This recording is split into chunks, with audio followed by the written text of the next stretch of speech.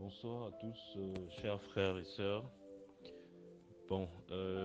Cette conférence est une continuité d'un sujet de discussion, sollicité par certains frères qui avaient besoin d'éléments supplémentaires en rapport avec les totems et les interdits. Voilà. Par rapport à la question des totems, qu'est-ce qu'on peut dire déjà d'entrée? La question de définir ce que c'est un totem de manière générale. On parle d'un objet rituel qui est présent dans différentes sociétés traditionnelles du monde entier. C'est pas quelque chose qui appartient à un peuple, mais qui est universel et qui sert comme un emblème d'un groupe, d'une personne ou bien d'un clan ou une tribu. Et c'est comme un fétiche protecteur qui peut être représenté pour accompagner une famille, un clan, une tribu ou même une nation. Donc, de manière générale, c'est ce qu'on peut dire concernant la définition du totem.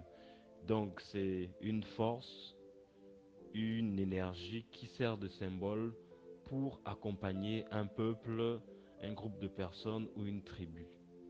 Mais, sur le plan ésotérique, qu'est-ce qui se cache derrière cette définition que beaucoup de personnes limitent seulement à l'aspect, on va dire, l'aspect symbolique, voilà, donc symbolique. Or, derrière ça, il y a une réalité spirituelle.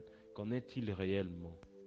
Pour comprendre la question du totem, on va un peu revenir sur une notion en rapport avec ce qu'on appelle l'animisme ou les animistes, qui soulignent que tout ce qui existe en réalité possède une âme.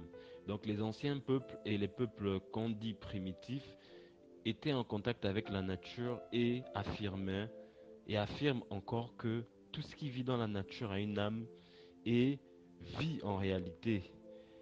Et dans ce sens, il existe dans la nature quatre règnes en général. On a le règne humain, végétal et minéral. De la même manière que l'être humain possède une âme, donc la lumière divine à l'intérieur de lui, de la même manière aussi un animal, un végétal et un minéral en possèdent aussi. Contrairement à ce que certains ignorants matérialistes pensent.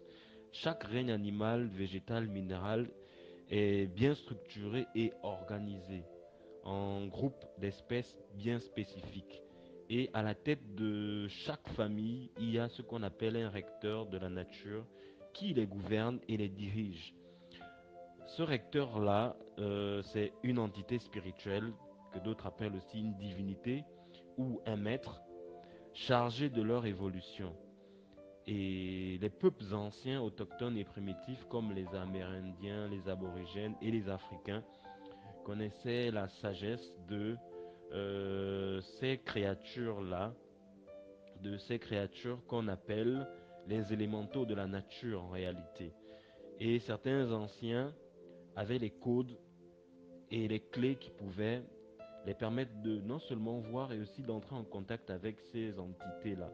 Parce qu'en réalité, les âmes à l'intérieur des règnes, on les appelle les élémentaux. Voilà. Et les, les anciens avaient les clés pour entrer en contact avec les dirigeants ou les recteurs de ces élémentaux afin d'effectuer des pactes totémiques avec ces recteurs et solliciter une aide bien spécifique pour une famille, un clan ou bien une tribu. Et c'est à partir de là qu'on parle de la question des totems. Parce qu'en réalité, lorsqu'ils rentrent en contact avec ces entités supérieures, ils établissent des contrats ou bien un contrat par rapport à une aide bien spécifique. Et ces totems-là, ou bien ces créatures-là, avaient la possibilité de les aider à plusieurs niveaux. Au départ, c'est la protection, parce que quand on parle de totem, c'est une protection. Une protection pour le peuple, pour la tribu. D'autres aussi donnent des pouvoirs en rapport avec la sagesse, la guérison et aussi on peut parler de la force pour certains peuples qui étaient des guerriers par exemple. Donc ces totems-là étaient là pour aider, accompagner les membres de cette tribu dans des situations bien spécifiques parce qu'en réalité, le totem a un pouvoir que l'homme ordinaire ne peut pas avoir. Et les anciens mettaient en mouvement ce pouvoir-là afin d'aider l'homme ordinaire à pouvoir effectuer un certain nombre de choses qui sortent, on va dire, de l'ordre naturel des choses. Voilà. Donc, ces maîtres-là avaient cette sagesse-là et ils ont signé des contrats. Et ça fait que après eux, les générations après, il y avait des règles, il y avait des normes à respecter. Et les membres de cette tribu, la lignée, bénéficiaient de on va dire quoi, de ces pactes qu'ils avaient signés. Et on voit par exemple en Afrique, dans plusieurs pays d'Afrique, cette question-là, pour certains c'est des croyances, pour d'autres ce sont des réalités qu'ils expérimentent. Donc lorsqu'on parle de totem en réalité, qu'est-ce qui se cache derrière? On a dit, c'est en rapport avec des créatures, des élémentaux. Donc si par exemple l'ancêtre ou bien les ancêtres avaient signé un pacte avec un recteur appartenant à la famille du lion par exemple, et ça fait que toute la tribu a pour totem le lion et vouait un culte à cette créature-là. Parce qu'en réalité, ils avaient un contrat ensemble par rapport à un certain nombre de choses qui ont été tirées. D'autres, par exemple, c'était le serpent, la gazelle, l'éléphant ou l'aigle, par exemple. Et ça faisait que, à travers ce contrat qu'ils ont eu à signer, ils recevaient en retour une protection ou l'aide spécifique que l'ancêtre premier qui a signé le pacte a demandé à l'entité en question. Et voilà pourquoi on parle d'un pouvoir qui se transmet de génération en génération. Il nous faut comprendre que lorsqu'on parle de l'établissement d'un totem, il y a plusieurs formes d'entités qui rentrent en jeu. Voilà. Donc, au départ, on a parlé des élémentaux de la nature, mais ce n'est pas les seules créatures qui vivent dans la création. Donc, il y a d'autres entités, par exemple des eaux ou bien de la forêt, avec lesquelles les anciens pouvaient rentrer en contact pour mettre en place cette question de totem-là. Et indépendamment de la nature de l'entité, il y avait un certain nombre de règles, de consignes à respecter. Parce qu'il faut dire qu'on peut signer un pacte totémique avec une créature des eaux, on peut signer un pacte totémique avec une créature de la forêt, mais on peut aussi signer un pacte totémique avec les élémentaux de la nature, c'est-à-dire des âmes qui sont dans le processus d'évolution ou d'involution à travers les différents règnes. Voilà, donc ça veut dire que l'initié peut commander à travers un travail qu'il a eu à faire vis-à-vis de, de l'entité qui dirige un règne, un pacte. Et là, on est en rapport avec les élémentaux de la nature. Mais par ailleurs, il y a aussi des procédés par lesquels il peut aussi entrer en contact avec de ce qu'on appelle des élémentaires, qui sont des entités qui sont dans le processus involutif de la création. Et elles aussi, elles ont un certain nombre de pouvoirs et de potentiels qui permet à l'homme de réaliser un certain nombre de choses. Et ça fait que, indépendamment de la nature de la créature avec laquelle on a fait ou signé le pacte, les demandes seront différentes, même si, c'est-à-dire les pouvoirs sont les mêmes, mais la nature du pouvoir sera différente. Parce qu'une créature qui est déconnectée de la lumière divine va demander des choses différentes qu'une créature qui est encore connectée. Et il faudrait savoir quelles sont ces choses-là et qu'est-ce qui fait la différence en réalité et comment reconnaître une source qui est entre guillemets négative et une source qui est entre guillemets positive par rapport au travail qu'on a à faire derrière. Pourquoi les interdits sont liés à la question des totems? Pourquoi il y a les interdits? En réalité, c'est simple. Si on regarde la création, si on regarde l'univers, si on regarde l'homme, on va se rendre compte que c'est nécessaire car toute chose a besoin d'une organisation et de certains principes pour bien fonctionner. Il en est de même pour le corps humain. Ça veut dire que si il y a certaines lois qui sont violées, le corps humain ne fonctionne pas de manière harmonieuse. Par exemple, la maladie n'est que le résultat de certaines lois ou principes qui ont été violés. De la même chose que l'univers aussi fonctionne à base de certains principes. Donc ça veut dire que c'est la même chose aussi avec les contrats qu'on signe avec les entités de la création. Ça fait que il faut comprendre que euh, c'est une règle qui se trouve dans toute la nature en réalité. S'il n'y a pas de loi, s'il n'y a pas de principe, ce sera le chaos et le désordre. Donc ça fait que il faut des règles et ces règles et ces interdits en réalité servent pour maintenir l'harmonie.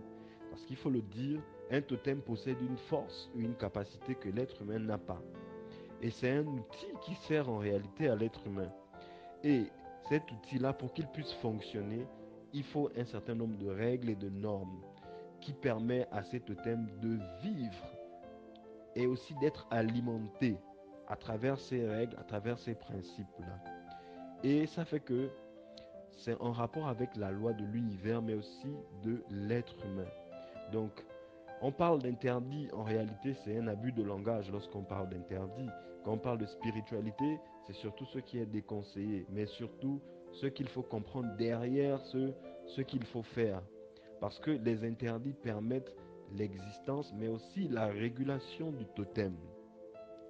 Et l'être humain doit respecter ces règles-là en accord avec l'entité qui se cache derrière le totem.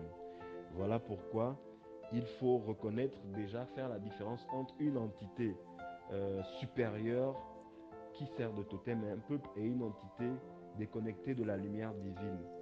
Pour comprendre cette différence-là, il faut voir ce que l'entité demande en retour.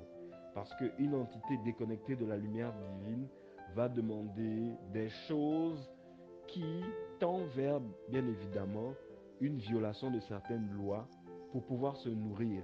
Par exemple, lorsque vous avez un totem dans une famille où on demande du sang en retour, le sang d'un animal, le sang d'une personne ou le sacrifice d'une créature, les yeux fermés à coup sûr, vous avez affaire à une entité déconnectée de la lumière divine qui a besoin du sang, le fluide de l'âme pour pouvoir se nourrir parce qu'elle est coupée de la lumière divine.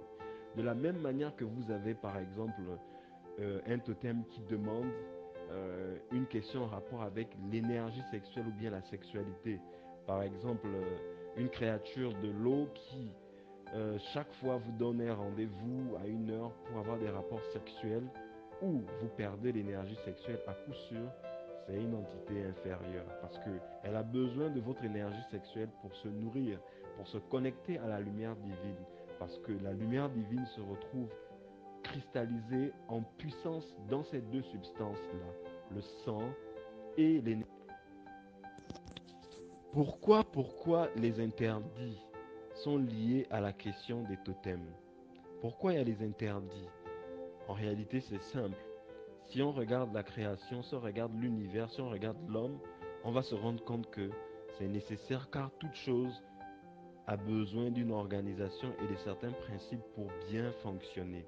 Il en est de même pour le corps humain. Ça veut dire que si il y a certaines lois qui sont violées, le corps humain ne fonctionne pas de manière harmonieuse. Par exemple, la maladie n'est que le résultat de certaines lois ou principes qui ont été violés. De la même chose que l'univers aussi fonctionne à base de certains principes. Donc ça veut dire que c'est la même chose aussi avec les contrats qu'on signe avec les entités de la création. Ça fait que il faut comprendre que euh, c'est une règle qui se trouve dans toute la nature en réalité. S'il n'y a pas de loi, s'il n'y a pas de principe, ce sera le chaos et le désordre.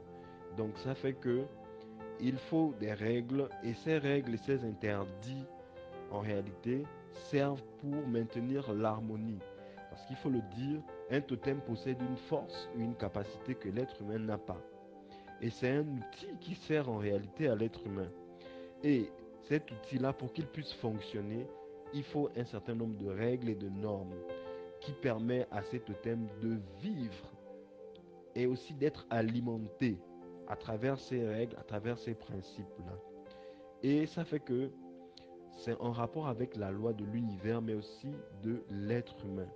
Donc, on parle d'interdit, en réalité, c'est un abus de langage lorsqu'on parle d'interdit.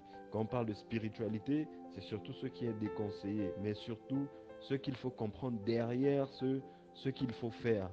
Parce que les interdits permettent l'existence, mais aussi la régulation du totem. Et l'être humain doit respecter ces règles-là en accord avec l'entité qui se cache derrière le totem. Voilà pourquoi il faut reconnaître, déjà faire la différence entre une entité supérieure qui sert de totem à un peuple et une entité déconnectée de la lumière divine. Pour comprendre cette différence-là, il faut voir ce que l'entité demande en retour. Parce qu'une entité déconnectée de la lumière divine va demander des choses qui tendent vers, bien évidemment, une violation de certaines lois pour pouvoir se nourrir. Par exemple, lorsque vous avez un totem dans une famille où on demande du sang en retour, le sang d'un animal, le sang d'une personne ou le sacrifice d'une créature, les yeux fermés à coup sûr, vous avez affaire à une entité déconnectée de la lumière divine qui a besoin du sang, le fluide de l'âme pour pouvoir se nourrir parce qu'elle est coupée de la lumière divine. De la même manière que vous avez par exemple un totem qui demande une question en rapport avec l'énergie sexuelle ou bien la sexualité. Par exemple, une créature de l'eau qui chaque fois vous donne un rendez-vous à une heure pour avoir des rapports sexuels ou vous perdez l'énergie sexuelle, à coup sûr, c'est une entité inférieure parce qu'elle a besoin de votre énergie sexuelle pour se nourrir, pour se connecter à la lumière divine. Parce que la lumière divine se retrouve cristallisée en puissance dans ces deux substances-là, le sang et l'énergie. Je disais que la lumière divine se retrouve cristallisée dans le sang et l'énergie sexuelle. Voilà pourquoi ces entités, ces créatures inférieures en ont besoin parce qu'elles sont déconnectées de la lumière divine. Maintenant, les entités supérieures ou les élémentaux de la nature qui sont dans le processus évolutif, elles par contre, elles vont demander des choses simples sur le plan rituelique qui ne nécessitent pas un sacrifice ou une demande assez, on va dire, contraignante. Voilà. Donc elles vont par exemple vous demander si c'est par exemple une plante, parce que on peut aussi avoir un totem en rapport avec un élémental d'un arbre. Elle va demander de prendre soin de l'arbre en question, de l'arroser, de veiller à ce qu'il ne manque de rien. Par exemple, si c'est un totem derrière un groupe de créatures comme des animaux, le totem en question va demander de ne pas manger l'animal en question et de prendre soin de lui, voilà, et de le respecter. Donc il y en a par exemple, ils vont pas manger par exemple le gorille si c'est leur totem. Il y en a qui vont pas par exemple manger le perroquet ou bien un nombre d'oiseaux qui correspond à leur totem. Et ça fait partie du contrat en réalité. Et lorsque ces lois-là ou bien ces principes sont violés, que se passe-t-il en réalité? Ce qui se passe, c'est qu'il y a une déconnexion et la personne qui a violé la loi ou le principe se coupe de l'assistance du totem en question. Ça fait que par exemple, si c'était un totem en rapport avec, il y a des totems qui sont en rapport avec des accidents graves. C'est-à-dire que l'ancêtre a signé un pacte avec sa famille, avec la famille élémentale, la créature, pour dire par exemple que dans ma famille, personne ne peut mourir par accident de véhicule. Et qu'il y a un membre de la famille, comme c'est dans le sang, qui a violé les lois. Lui, parce qu'il a violé, il s'est déconnecté de cette protection-là. Il peut mourir par accident de véhicule, malheureusement. Et c'est la même chose pour les règles. C'est-à-dire que lorsqu'il y a un membre du clan ou de la famille qui viole la règle, il n'est plus couvert. Et ça fait que de génération en génération, les règles sont violées et la déconnexion est progressive au point où le totem en question ou l'entité n'est plus nourrie, n'est plus, on va dire, en rapport avec les membres de la famille.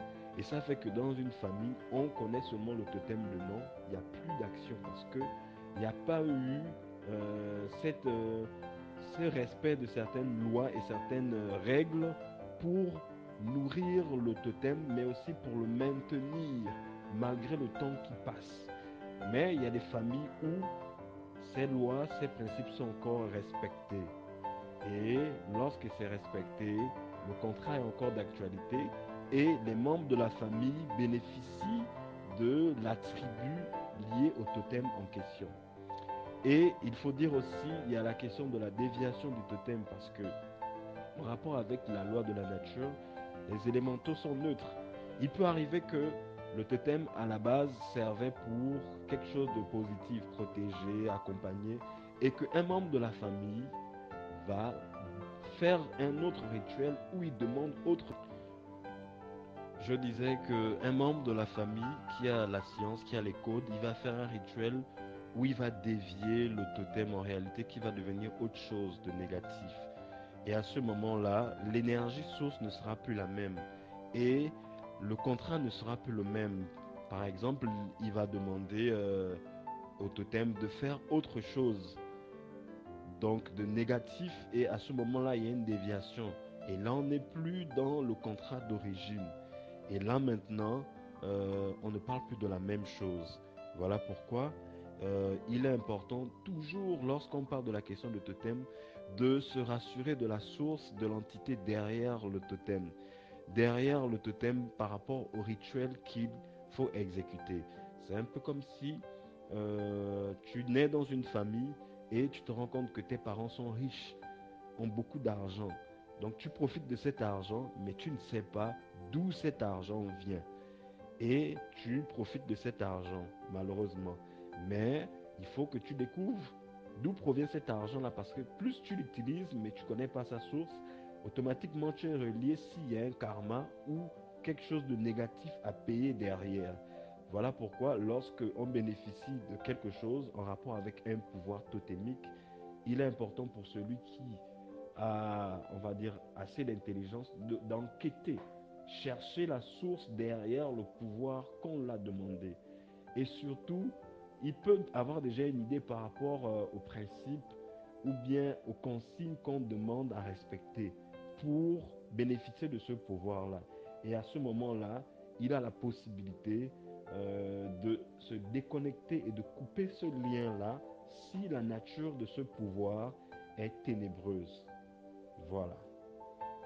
Maintenant, il faut comprendre aussi, par ailleurs, que en rapport avec la loi de la nature, lorsqu'on parle de totem, c'est quelque chose d'extérieur. Donc, une énergie, une force extérieure qui vient aider un groupe de personnes.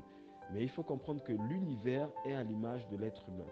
Donc, ce qui se trouve dans l'univers se trouve aussi à l'intérieur de l'homme qui est le microcosme. Parce qu'en réalité, de la même manière qu'on a un totem extérieur ou des totems à l'extérieur de nous qui sont des attributs de pouvoir, qu'un homme qui a les codes peut commander un totem, deux totems par rapport à quelque chose de spécifique.